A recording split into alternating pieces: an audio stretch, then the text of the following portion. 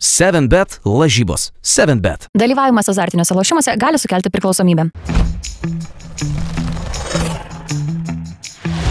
Sveiki krepšinio mylėtojai, jūsų krepšinio bičiulis Jonas Lekšas vėl ekranuose. Turime įspūdingą krepšinio savaitę kosminę, bet šiandien aš esu pirmiausia, reikia pasakyti, kad pasipuošęs, neapsimetimėsime rimtais veidais, kad kalbėsime apie Eurolygą, apie LKL. Kai tokie dalykai vyksta krepšinio pasaulyje, Luko Dončičiaus mainai sudrebino viską, ką tik galėjo. Kaip bebūtų, NBA reikalus palikime pavasariui, kadangi atkrintamosios dar ten negreitai, apie atkrintamasis tikrai kalbėsime pavasarį, bet dabar pakalbėkime apie Eurolygą, apie Europos taurę, apie Čempionų lygą, apie mūsų mylimą LKL. Kaip bebūtų, pradedame nuo Eurolygos dvigubos savaitės. Kauno Žalgiris prieš Berlyno Albą.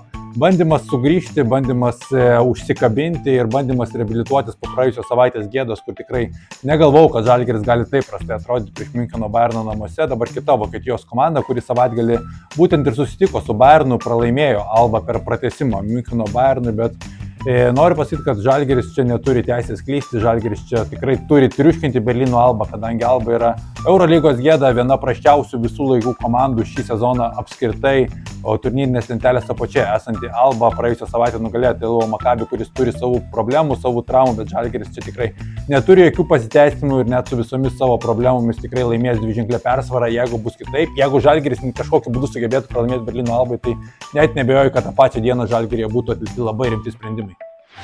Tas pats antradienis ir manau, kad žymiai įdomesnės rungtynės būtent bus čia Malagos Unicaja prieš Vilniaus Rytą. Rytas labai smagiai pradėjo Čempionų lygos top 16 etapą, kaip ir prognozavau, iškovojo pergalę netgi labiau negu tikėjosi, sutriuškino Galatasarajui, po to paskelbė žinią apie Cartwrighto Jacksono atvykimą, tai irgi dviguba pergalė Vilniečiams, jo dar nebus, jisai prisijungs prie komandos tik kovo pradžioje, bet kokiu atveju dabar Rytas žaidžia su Malagos Unicaja, skambiausių vardų, koks tik žaidžia Čempionų lygoje per pastarąjį laiką.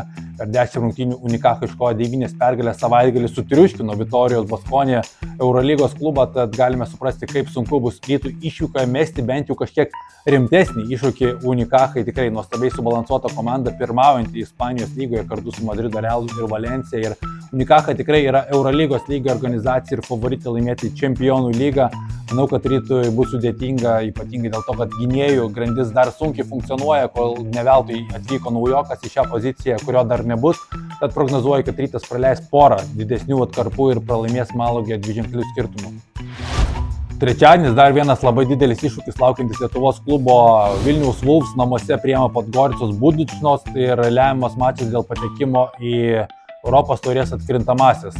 Vilkai savo padėties šeimininkai, jeigu laimi, netgi gali užimti 4. vietą ir turėti namų pranašumą Europos taurės aštuntfinalyje. Jeigu pralaimi, ten lieka labai teoriniai šansai patekti toliau, bet praktiškai sezonas Europoje baigtas.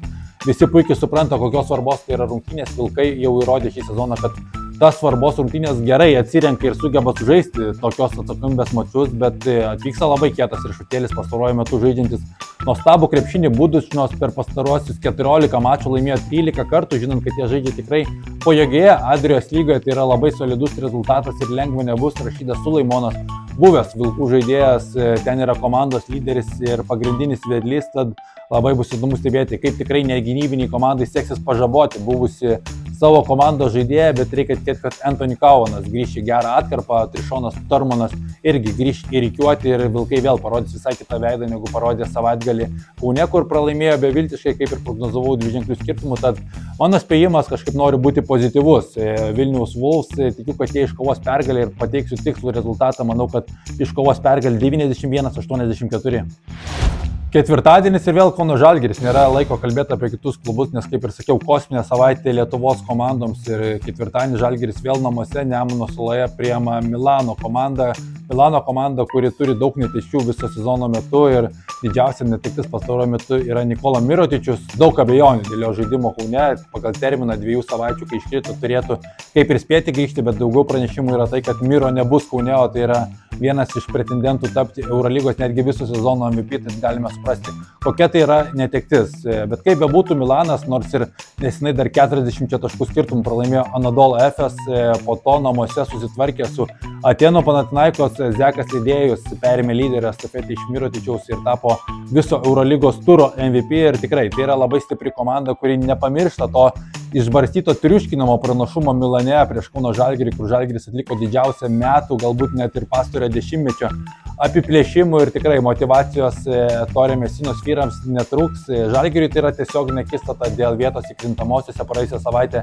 Vienas tokias rungtynes pralaimėjo žalgiriečiai ir dabar bus labai įdomi reakcija pamatyti Žalgirio, kadangi Andrėja Trinkieri garsiai kalba apie galimas permainas žaidime, permainas žaidėjų požiūryje. Mes pamatėme visai kitą kūno kalbą Trinkieri rungtynėse su Vilkais, bet nei su Vilkais, kuriems tikrai nebuvo svarbios rungtynės, lyginant tai, kas jų laikė šią savaitę, nei su Alba negalime spręsti iš tų mačų, ar Žalgiris kažko pasikeitė. Būtent Milano komanda bus tas atspirties taškas, būtent artimiausios savaitės parodys, ar Žalgiris dar gali kažką pasiekti. Milano Olimpija ir KMT parodys, ar Andrėja Trinkieri ir Žalgiris dar gali eiti tuo pačiu keliu. Kaip be būtų, prognozuoja pergalę Milano klubui, dėja Žalgiris pastaruoju metu mane labai stipriai nuvylė. Galvoju, kad bus atkakli kova, o Milano komanda laimės 4-8 taškų persvarą. Nu ir ką, šeštadienis visi labai verkėme, ne visi, nežinau, aš tai galbūt labai neverkiau, bet Vilniaus derbį, kaip be būtų, gausime savaitę anksčiau. LKL to pasirūpino, jeigu būtų patekę Rytas į KMT pusfinalį, būtume 2 savaitės pailiui turėję sostinės derbį, dabar turime vieną, bet irgi tuo reikės pasitenkinti. Po šių rungtynių laukia ilga pertrauka LKL, laukia ne tik taurių varžybos, laukia ir rinktinių kovos. Būtent kitą savaitę su Vaidu Čeponiu susėsime aptarti rinktinės kovas ir laukiančius kitus reikalus. Na, o aš užbaigiau šią savaitę su Wolves ir Ryto dvikova. Wolves bus nominalūs šeimininkai, bet faktas, kad Rytas turės didesnį palaikymą, ten abejonė net nereikia turėti ir bus labai įdomu pamatyti, kaip abi komandos atrodys po tokių savaičių. Rytas po kelionės iš Malagos, nors dieną ir anksčiau žaidžia, bet yra kelionė. Vilkai neaišku, kokios bus nuotaikos po savo sezono svarbos rungtynių su Budučnos.